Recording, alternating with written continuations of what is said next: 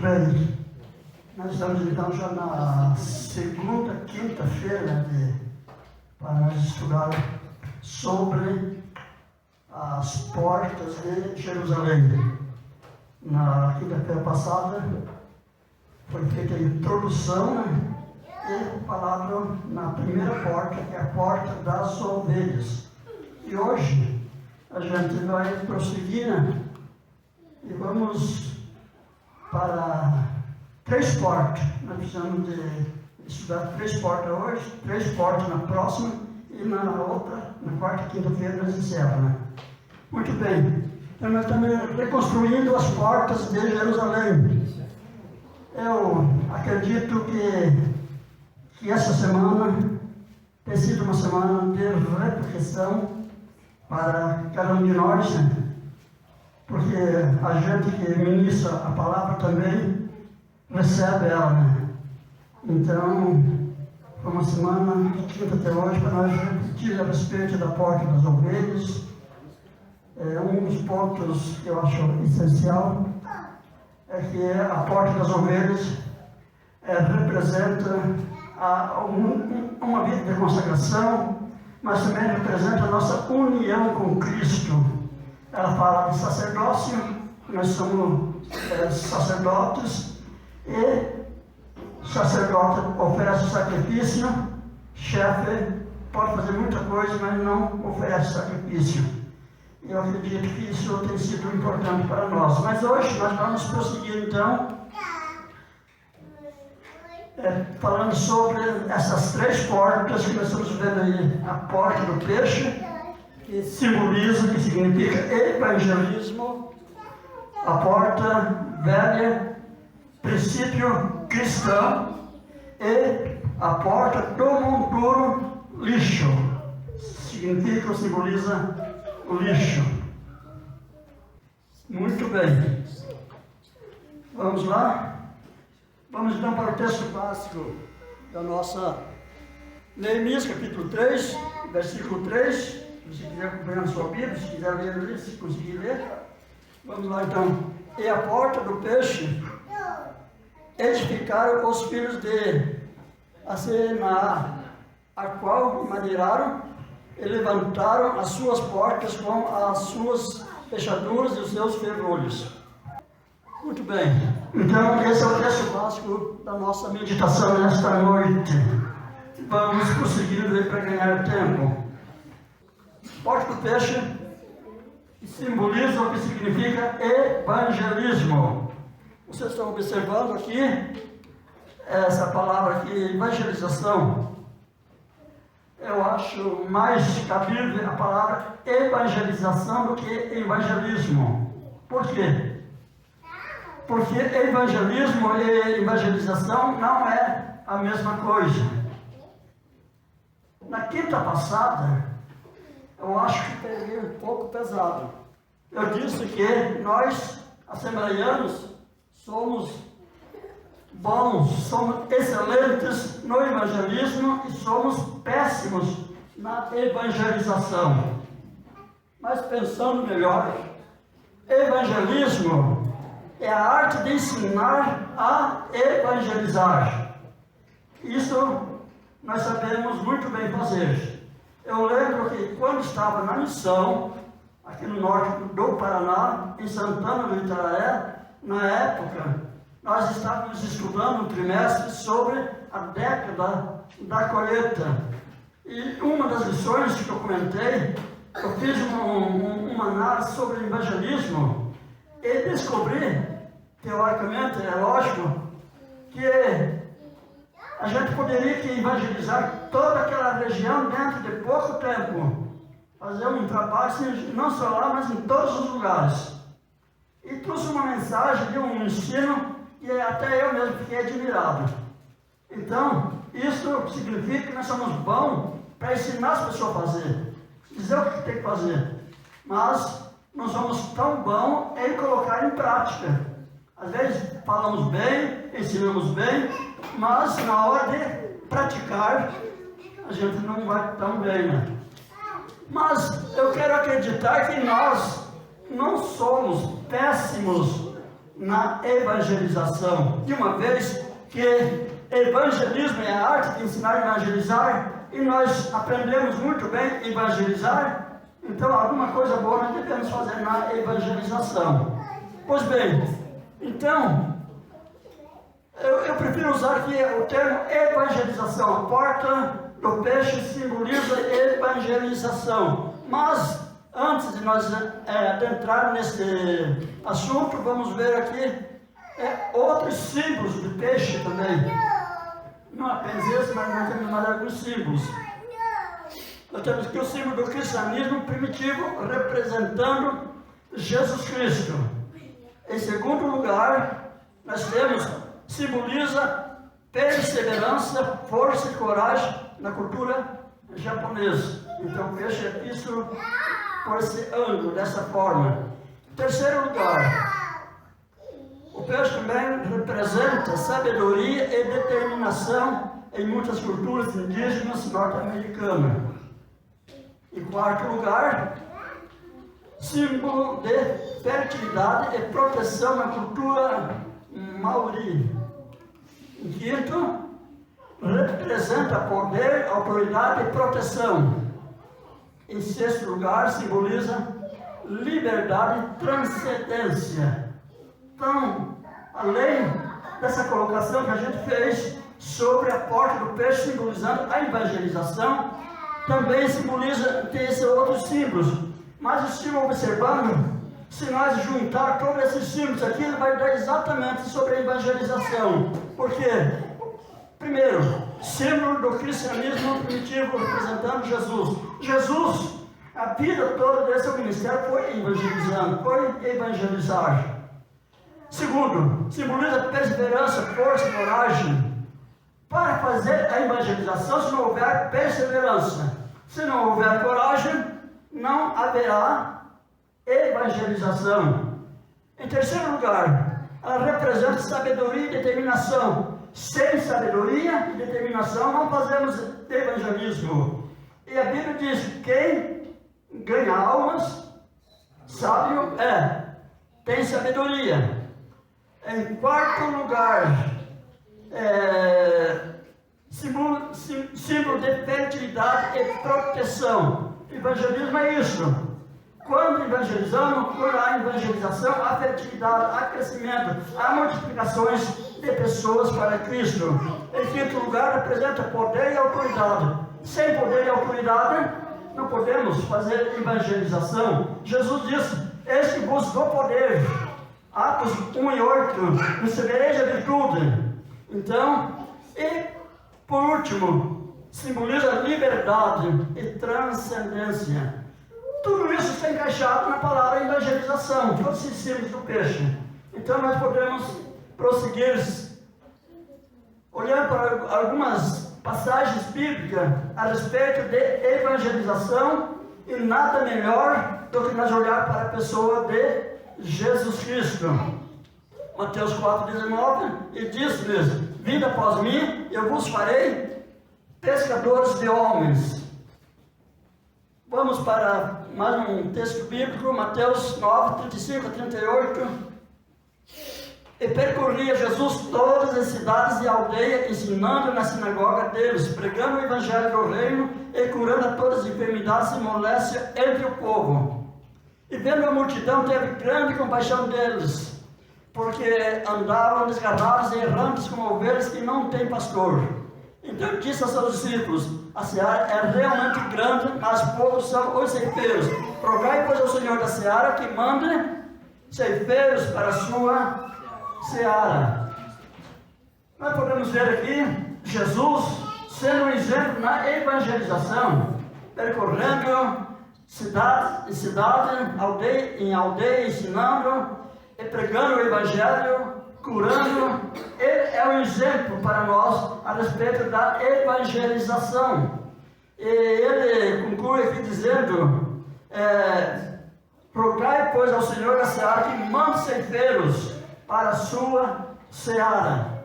Lembro que alguns dias atrás uma pessoa entrou em contato comigo porque ela havia recebido um convite para para trabalhar com um trabalho itinerante na área de evangelismo, e ela estava em dúvida se podia ir, se não ir, o que eu achava. Eu disse, eu não sei realmente qual que é o teu chamado, nem conheço a pessoa que te convidou, a igreja que te convidou. Agora, uma coisa eu tenho certeza, pecado não é você se dedicar na evangelização, fazer a obra de Deus, porque o próprio Jesus diz, rogai ao Senhor da seara que manda ceifeiros. Há uma outra tradição, uma outra versão diz que manda trabalhadores, porque para fazer evangelismo tem que ser trabalhador. Muito bem. Jesus encerra o seu ministério ordenando a evangelização, Marcos 16:15, bem conhecido. Ele diz-lhes, ir por todo o mundo e pregar o evangelho a toda criatura. Então nós vemos aqui um exemplo de Jesus. Mateus 28:19 a 20, ele diz, portanto, ide, ensinar todas as nações, batizando-as em nome do Pai, do Filho e do Espírito Santo, ensinando-as a guardar todas as coisas que eu vos tenho mandado. E eis que estou convosco todos os dias até a consumação dos séculos. E Atos 1:8.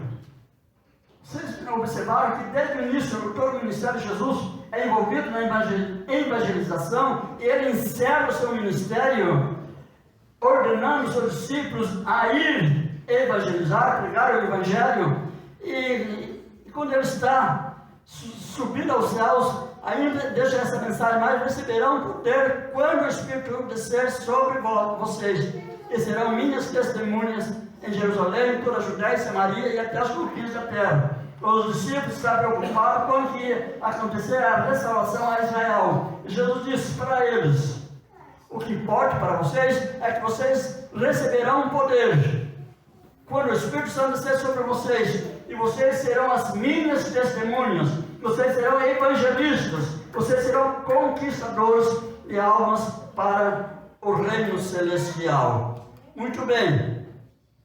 Então, reconstruir a porta do peixe é restaurar a nossa vida na evangelização. O que é evangelização?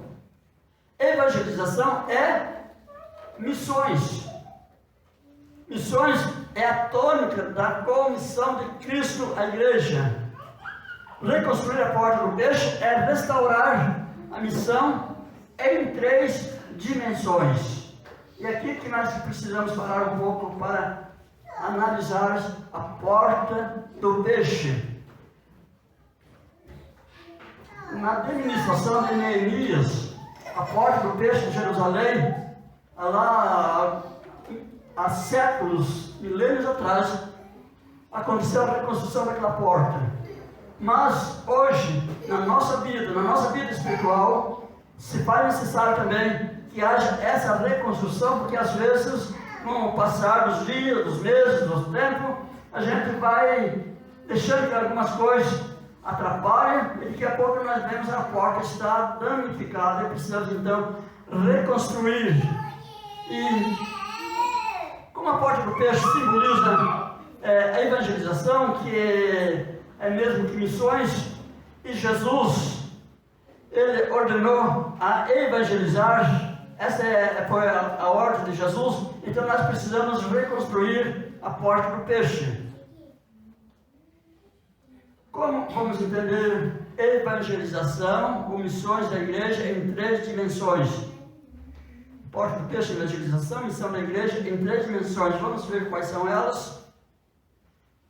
Primeira é a relativa a Deus. Segunda, relativa a si mesma. E terceira, relativa ao mundo. Então, a evangelização, a missão dada à igreja, ela tem 3 dimensões. Uma delas, a primeira, ela está voltada para Deus. A segunda, está voltada para si mesma. E em terceiro lugar, voltado para o mundo. Como entender isso? Vamos ver. Relativa a Deus. A missão da igreja em relação a Deus envolve adoração, louvor e glorificação do Criador. Primeiro, na missão da igreja, a missão dada à igreja, a primeira coisa que nós devemos aprender e colocar em prática é um relacionamento que envolve a adoração e louvor, glorificação ao nosso Criador. Muitas vezes nós fazemos ao contrário.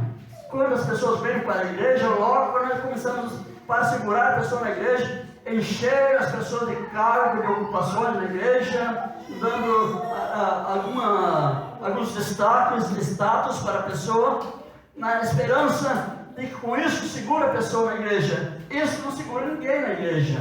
O que segura é levar as pessoas a se envolver numa adoração e louvor e glorificação a Deus. Isso é o que nós precisamos ensinar ao novo convertido. A pessoa se converteu, a nossa preocupação é levar ele a se envolver na adoração, ensinar ele a adorar a Deus. Essa dimensão abrange a devoção e o culto comunitário, oração, ensino das Escrituras e a busca de uma vida santificada que reflita os princípios e valores divinos. Então, nessa missão, nessa dimensão que é relativa a Deus, nós precisamos tomarmos esse cuidado, poder então ter uma abrangência na devoção, na oração e no estudo, nos ensinos das Escrituras. É o que estamos fazendo aqui. Foi o que o pastor Pereira pensou em programar uma série de estudos sobre as portas de Jerusalém. O que ele está fazendo com isso? Ele está procurando levar a igreja a aprender mais um pouco. Não, você não sabe as coisas, vocês sabem. Mas aprender mais um pouco, dar mais uma melhorada para ter esse relacionamento com Deus. Em terceiro lugar, a igreja existe, antes de tudo, para glorificar a Deus e viver em comunhão com Ele. Essa é a razão da igreja existir, glorificar a Deus e viver em comunhão com Ele.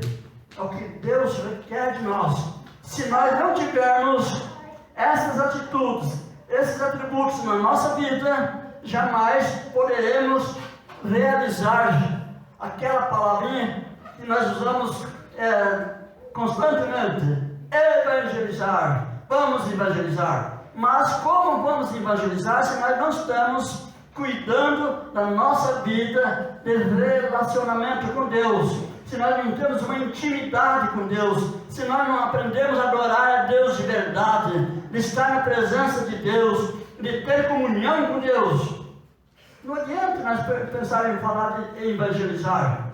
Nós podemos sair por aí, conversar com as pessoas, falar e talvez até irritar as pessoas. Mas quando nós temos comunhão com Deus, nós temos essa intimidade com Deus, as coisas são diferentes. Prosseguindo, a segunda dimensão desta missão é relativa a si mesmo. Essa segunda missão da igreja, ela é voltada para ela mesma. O que é isso? A igreja evangelizando a igreja? Não, vamos ver. A missão da igreja em relação a si mesma refere-se ao cuidado interno da comunidade de fé. Então, nessa missão, a igreja, ela está cuidando, o cuidado interno, entre nós mesmos. Deve haver esse cuidado. Isso inclui a edificação dos membros, o discipulado, o apoio mútuo, a formação espiritual e a manutenção de um ambiente saudável e acolhedor. Quando a igreja desenvolve missão nesta área, cuidando dela mesma, isto é, inclui a edificação dos membros, o discipulado. A pessoa se converteu, hoje nós temos essa programação na igreja, o discipulado em formato de apostila, de revista, em que podemos nos sentar uma vez por semana com o novo convertido, ensinar algumas alguns princípios bíblicos para um novo convertido. Mas, será que lá no passado existia isso? No tempo meu, no tempo do pastor Pereira, para alguns irmãos aqui, nem se usava a palavra discipulado. E como que a igreja sobreviveu sem discipulado? É simples. Nós não fazíamos o discipulado do jeito que fazemos hoje. Não tinha essa consciência. Não usávamos uma revista, não usávamos uma apostila, ou uma vez por semana para reunir com um novo convertido. Mas se nós analisar na prática, nós fazíamos discipulado, porque as pessoas vinham para a igreja e elas viam em nós um exemplo, elas seguiam os nossos passos, e nós dávamos bons exemplos a essas pessoas. E esse é o fato que a igreja cresceu, sem conhecimento, até os anos 70, por aí, se falasse em teologia, o pessoal que dizia: o sangue de Jesus tem poder. Onde é que se viu? Agora vai todo mundo por dentro da igreja, agora só sabedoria, letra mata, e agora vai acabar com a igreja.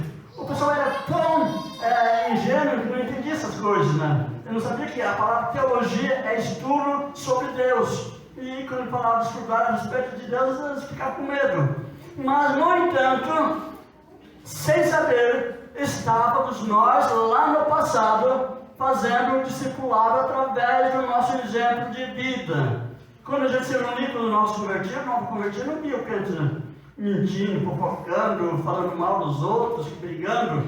Nós tínhamos uma vida santa. E quando acontecia algumas das vezes que saí da linha, Deus usava até os próprios nossos convertidos para corrigir. Eu lembro quando eu me converti, eu saí com um grupo de rapazes, eram 3 rapazes, mas nós estávamos em 4. Fomos para um culto, o culto era uns 10, 12 quilômetros de distância. E quando nós estávamos voltando, um dos rapazes saiu com uma brincadeira esquisita. E eu falei para ele: mas o que você está fazendo não está certo. O crente pode fazer isso? Pelo que eu entendo, o crente não age dessa maneira. Coitado do rapaz, que até hoje está vermelho. Então, naquela época, nós já fazíamos discipulado. O apoio mútuo, ou seja, um apoiando o outro. Nós só querendo bem a nós, o teu bem, mas a gente, apoiar o outro, ajudar o outro. Isso traz uma formação espiritual, uma manutenção de um ambiente saudável. Isso é missão da igreja, cuidando dela mesma. A igreja tem a responsabilidade de nutrir, de alimentar, de fortalecer e preparar os membros para que possam crescer em fé e maturidade espiritual. Então, reparar a porta do peixe implica em nos cuidar de nós mesmos. Se a gente não estiver um preocupado com o outro, um cuidando do outro, é porque a porta do peixe está arruinada, não está em bom estado. Vamos então para o terceiro, relativo ao mundo. Missão da igreja relativa ao mundo. Depois que aprendemos a ter comunhão com Deus, intimidade com Deus, viver com Deus, adorar a Deus e nós cuidar uns dos outros, viver em unidade, em união, um ajudando o outro, aí sim podemos pensar na evangelização, no sentido de evangelizar o mundo. Aí nós podemos lembrar de missões, aí nós podemos pensar de ir até para outros países levar a mensagem do Evangelho. Mas depois de termos experiências com Deus, depois de termos uma vida de comunhão com os nossos irmãos. E nessa missão relativa ao mundo, a missão da igreja em relação ao mundo diz respeito à evangelização, serviço social e atuação como sal e luz. Essa dimensão implica em levar a mensagem do Evangelho a todas as pessoas, atuar em prol da justiça social, ajudar os necessitados e promover o bem-estar da comunidade mais ampla.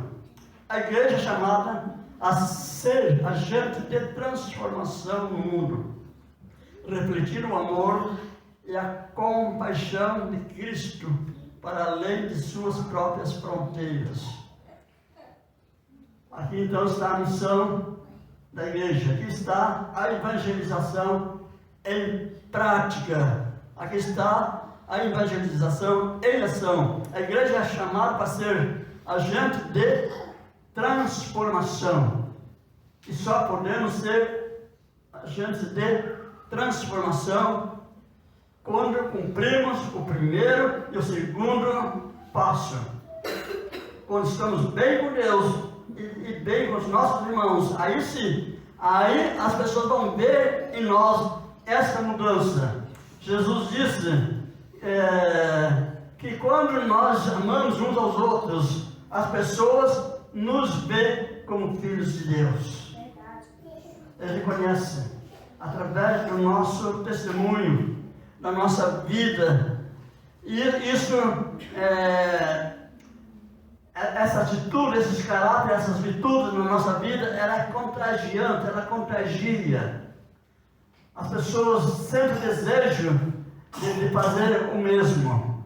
Cada uma dessas dimensões é essencial para uma compreensão equilibrada e completa da missão da igreja, assegurando que ela cumpra seu papel integral conforme o mandato de Cristo. Só assim podemos dizer que a porta do peixe foi reconstruída de verdade. E eu espero que com essas palavras resumidas, sintetizadas, tenha feito com que nós possamos entender um pouquinho mais, tenha sido uma janela aberta para nós receber mais um raio de luz a respeito da evangelização. Se já estávamos evangelizando, vamos a partir de hoje evangelizar mais, não apenas com palavras, mas com a nossa vida em comunhão com Deus e com os nossos irmãos.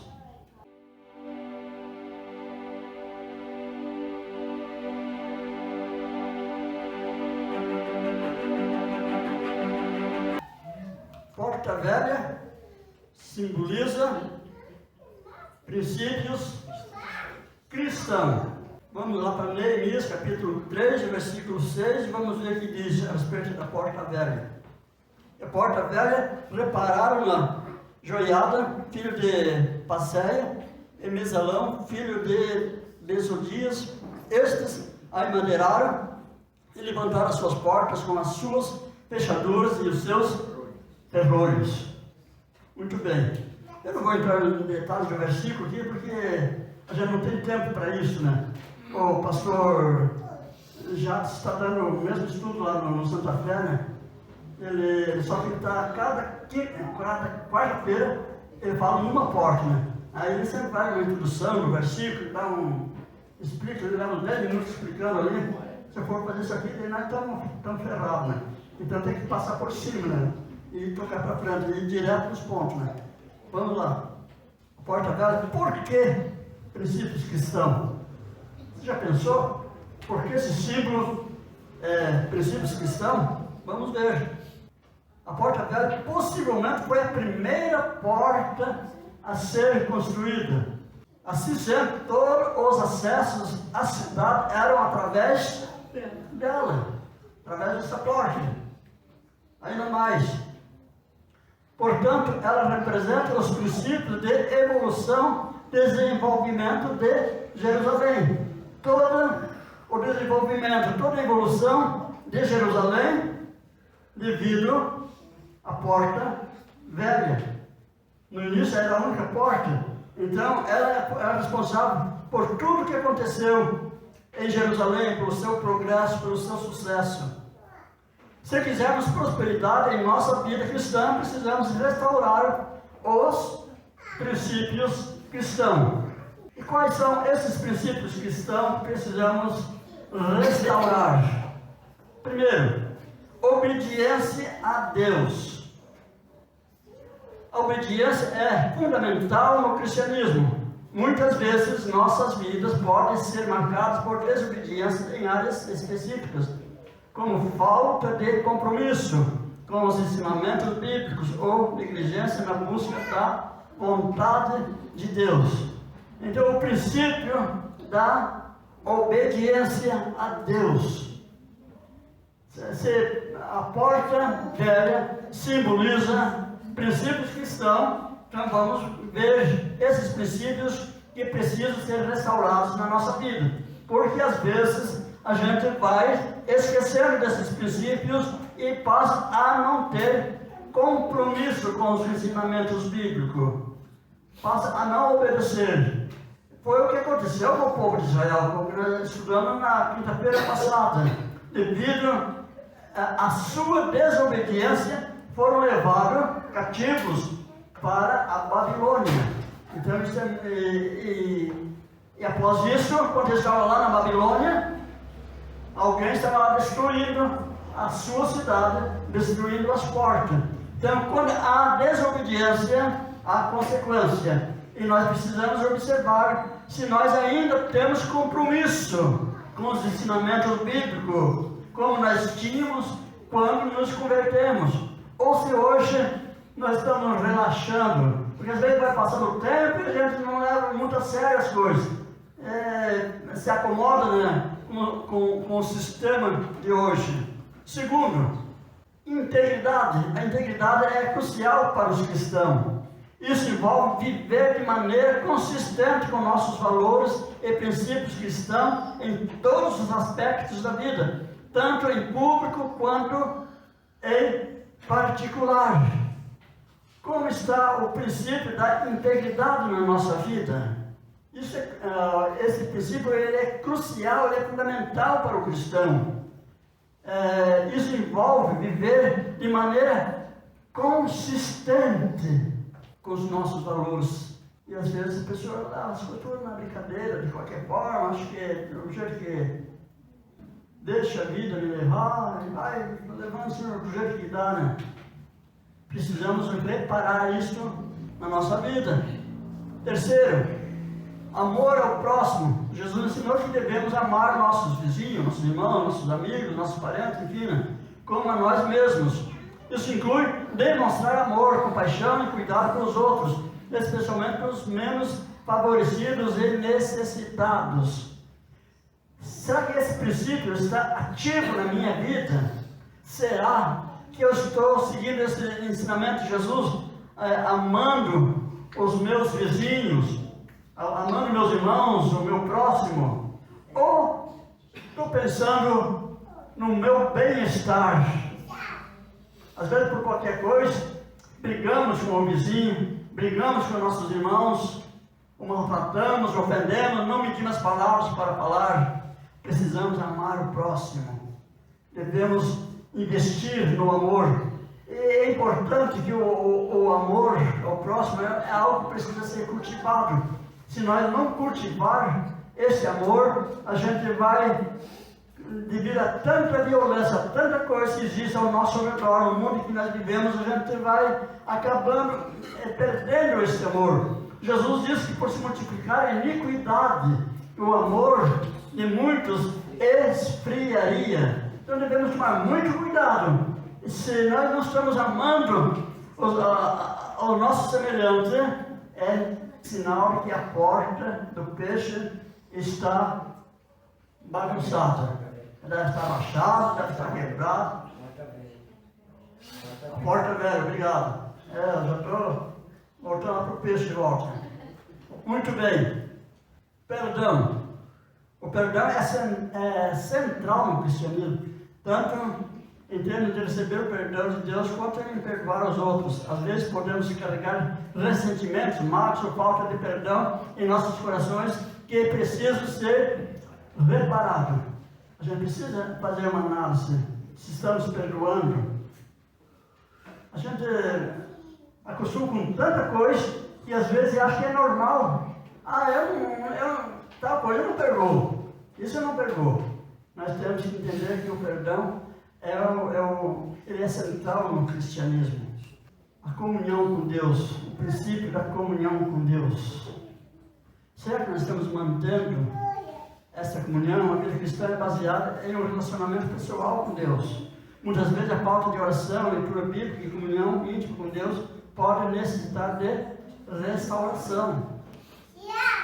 Sexta, testemunho. Como cristão, somos chamados a ser luz e sal na terra, compartilhando o Evangelho de Jesus Cristo com os outros. Às vezes nossa vida pode não refletir adequadamente o testemunho de Cristo, e isso requer restauração e reparação. Esses são apenas alguns princípios cristãos fundamentais que podem precisar de reparos em nossa vida espiritual.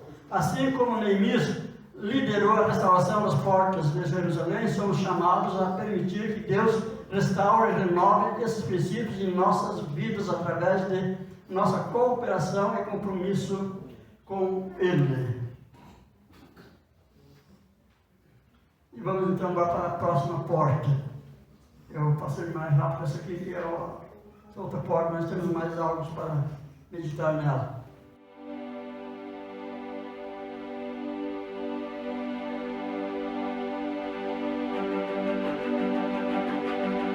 Essa é a porta do monturo. Porta do monturo. Neemias 3:14 diz: e a porta do monturo reparou Malquias, filho de Recabe, líder do distrito de Bet-Aquerem. Este a edificou. Ele levantou as portas com as suas fechaduras, os seus ferrolhos.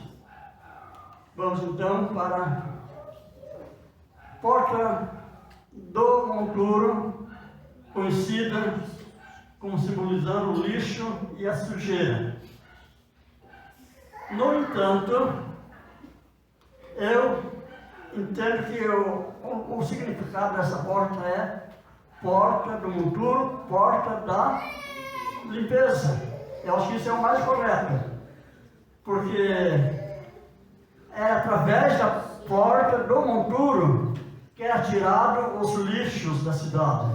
Então essa porta, ela servia para a limpeza. É através da porta que passava a sujeira, era tirado fora para a limpeza da cidade. Como está a nossa vida? Como está a nossa alma? Está suja? Ou está limpa?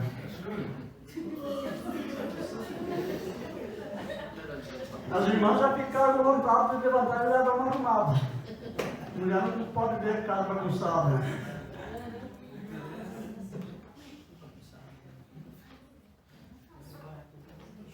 E essa rua da cidade aí? Você conhece alguma cidade suja assim?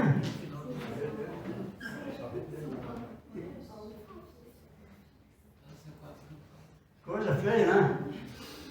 Sujeira. Por isso tem que ter a porta do monturo, para tirar as sujeiras da nossa vida.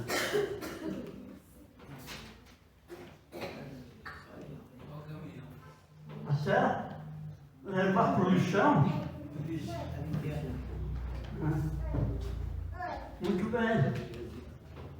Preparar a porta do monturo é fazer uma limpeza em nossa vida.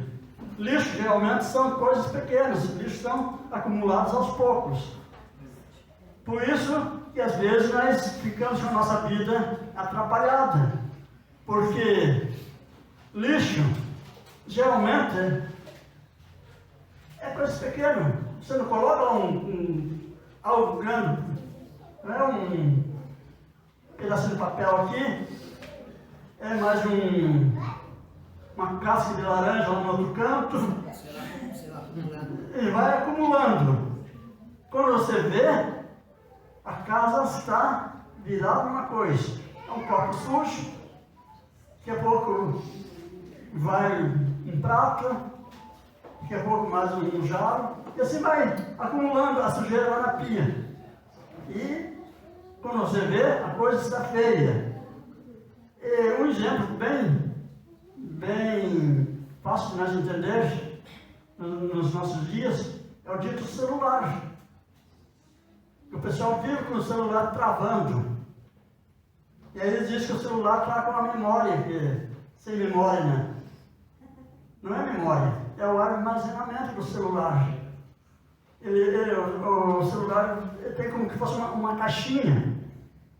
Então você coloca lá por exemplo, uma música, ele atira um determinado espaço. Você coloca uma foto, mais um pouco. Aí, quando você coloca um vídeo, já é algo mais pesado. E você vai colocando. Mas aí a pessoa diz, não, mas o vídeo é pesado. Então eu não vou colocar muito vídeo no celular. Mas coloca música, coloca foto, faz um monte de coisa. Tudo aquilo que é pequeno, se você juntar, vai ficar grande também. Por exemplo, 1 quilo é 1 quilo. 1 grama, perto de 1 quilo, é muito, muito leve. Mas 1000 gramas dá 1 quilo. Então isso é o que acontece lá no celular. Então aquelas coisadinhas que a gente vai deixando lá, ele vai acumulando e daqui a pouco ele enche. E quando é algo aberto, quando enche, transborda, mas o celular é como uma caixa fechada, quando ele enche, não tem para transbordar, ele trava. E aí você fica desesperado, né? Como é ruim mexer no celular travado, né? Eu acho que o meu computador também está perto disso aí. Esse negócio de travar, cara, de vez em quando, acho que ele está precisando fazer uma limpeza nele. Tirar alguma coisa fora ali, né? Muito bem. Só que no celular, as pessoas fazem o seguinte, elas tiram as coisas, foto, áudio, um monte de coisa lá, pega, joga tudo para mexer. E pensa que limpou o celular, limpou nada. Porque simplesmente mudou o lixo de lugar, tirou de um lugar e pôs no outro, mas continua lá dentro do celular. Se você não for lá na lixeira e excluir definitivamente, ele continua travando. Assim é a nossa vida. Não adianta estar jogando os lixos de um lado para outro, jogando para lá, jogando para cá, numa desculpa e outra, ele vai permanecer. E aí nós temos a nossa vida travada. As nossas orações não são respondidas. A alegria que nós tínhamos antes de servir a Deus, ela vai diminuindo. Aquela força para evangelizar vai sumindo. Aquela unção para pregar vai desaparecendo, aquela virtude para cantar vai desaparecendo, porque os lixos vão acumulando. E são coisas pequenas, essas são as mais perigosas, porque das grandes nós tomamos cuidado. Mas, por exemplo, quando há traição numa vida conjugal, não é que o homem levante de manhã e diz, hoje eu vou cometer determinado ato. Não. Isso começa aos pouquinhos. Às vezes no serviço, às vezes um sorrisozinho, uma palavrazinha. E vai aos pouquinhos, e quando ele vê, ele está perdido. Está amarrado, como diz o pessoal da Universal. Só que no sentido errado, né? Então precisamos tomar muito cuidado com a nossa vida, no sentido da... Qual porta nós estamos falando? Do monturo, então volta lá no peixe de novo. O lixo que acumulamos pode ser representado por várias coisas que precisamos remover para manter nossa alma saudável e íntegra. Então a gente está vendo aí alguns tipos de lixo que precisamos remover. Então, aí estão alguns lixos que nós deixamos acumular mágoa de sentimento. Estão vendo essa pessoa aí? Como é a situação de uma pessoa com mágoa? O semblante de uma pessoa? Ela está feliz? Ela está alegre? Essa aí é a situação de uma pessoa com mágoas, porque isso é lixo na alma da pessoa. Segundo, pecados não confessados. A pessoa começa a ter aquela, como que eu posso dizer, aquela barreira espiritual. Não sente mais nada de Deus. O culto para ele nunca está bom. A escola dominical, pior ainda. A oração, um minuto de oração parece uma eternidade. Mas os lixos que estão lá colocados, a preocupação excessiva, a ansiedade, o medo, tudo isso são lixos que vão acumulando na nossa alma. E nós vamos ficando com a nossa vida espiritualmente suja, caindo em desespero, sem saber o que fazer. Poderíamos falar sobre muitos outros, né? Por exemplo, orgulho, egoísmo, falsidade, hipocrisia, falta de perdão. No entanto, coisas que ocupam o lugar de Deus também são lixo, não apenas isso que a gente falou. Coisas parece que não tem problema, mas se torna lixo na nossa vida. Por exemplo, novela. Talvez não seja pecado você assistir uma novela, mas pode ser um lixo que vai se acumulando. Você vai se envolvendo, ficando olhando, perdendo tempo. Outra coisa, o celular, o tempo que nós tiramos no celular. Chega a hora do culto, você lá no celular, já deu a hora do culto, a gente tem que tomar banho, ver um monte de coisa e está no celular. Aí vai pro banheiro tomar banho, aí tem que levar o celular junto ainda. Então, são coisas que são lixos. O celular em si não tem problema, mas a forma de usar, ele vai acumulando lixos na nossa vida. O que mais? Vestimentas. A pessoa se envolve muito, se vestir bem, tudo bem. Mas às vezes a pessoa quer andar na moda, quer andar do jeito dos outros. É porque pulando que, principalmente entre as mulheres, isso é natural das mulheres, né? Ela deu uma companheira, a irmã, que me ensinou, ela quer um também, de todo jeito, né? Se puder comprar, tudo bem, né? Maravilha, né? Isso chama-se bom gosto. Ver a sua irmã bem vestida, ela quer também que se vestir igual, né? Mas, às vezes, quando passa para o excesso, isso se torna um lixo na vida da pessoa, uma sujeira na sua vida espiritual. Como estamos com a nossa vida cristã? Estamos dispostos à renúncia? Jogar lixo fora é renúncia, é se desfazer. E às vezes nós não gostamos disso. Tem pessoas que eu não lembro como é o nome dessa doença, tem pessoa que gosta de acumular lixo. Se não é o caso desse, mas tem lixo. Parece que é uma doença, né? Mas nós precisamos renunciar, se desfazer, né? Renunciar. Nesse contexto, é jogar fora tudo aquilo que está sendo um entulho na nossa vida cristã.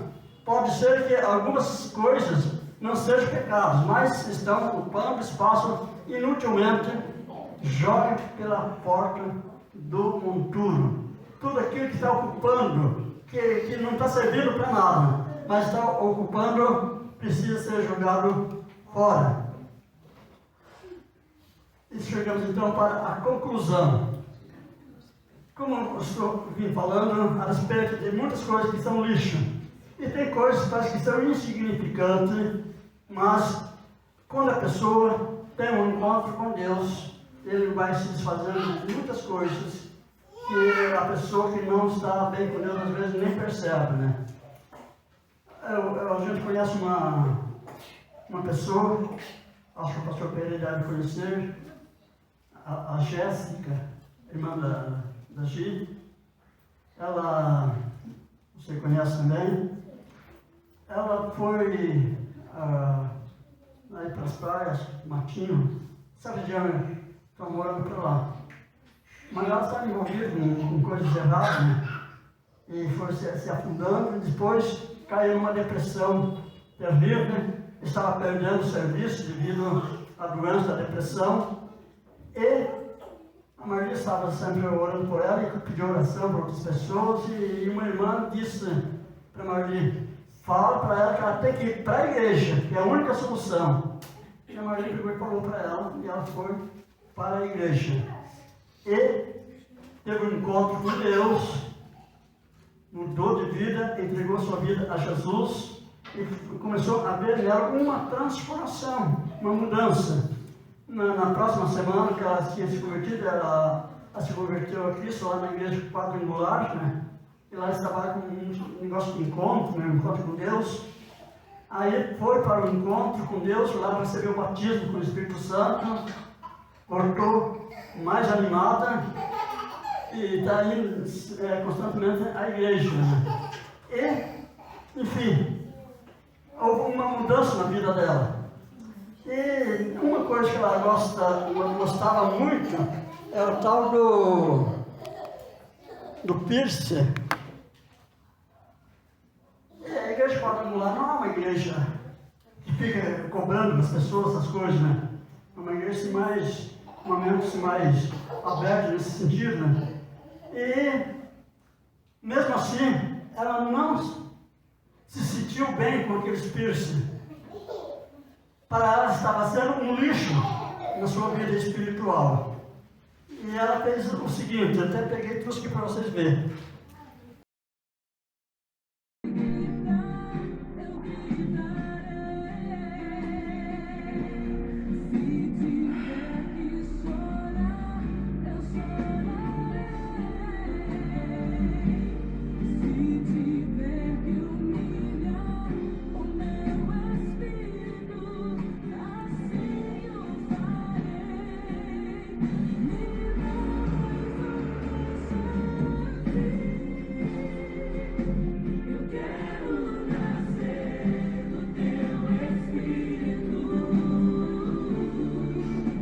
Eu quero matar minha carne, fazer tua vontade, doce Espírito. Que a minha vida seja tua vida, Jesus. Então isso é a renúncia. A pessoa renunciar, não, isso é uma simples coisa, mas tem um grande significado, né? Então nós precisamos, até começar pelas simples coisas, renunciar na nossa vida. Para encerrar, então o que é lixo, vai para fora. Vamos jogar fora a lixarada da nossa vida, e assim nós teremos a porta do futuro restaurada e passarmos a sermos vencedores. Vencemos o lixo, vencemos a sujeira, e agora uma vida limpa de santidade e consagração na presença de Deus. Que Deus abençoe em o nome de Jesus. Amém.